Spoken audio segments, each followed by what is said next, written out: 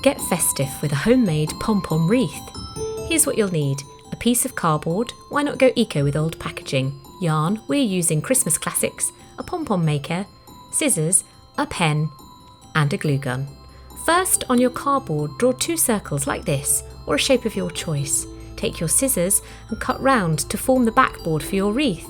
Next, with your yarn, find the end and wrap continuously around one arm of your pom-pom maker.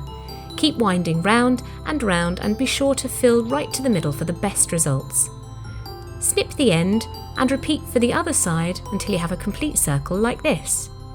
Cut all the way around the channel and then use a new strand to tie and knot securely around the middle. Unhinge the arms and trim to neaten your first pom-pom before repeating the process with your remaining yarn. Next, warm up your glue gun and start sticking the pom-poms to your cardboard backboard. You can make several sizes and use different colours for your pom-poms to add interest.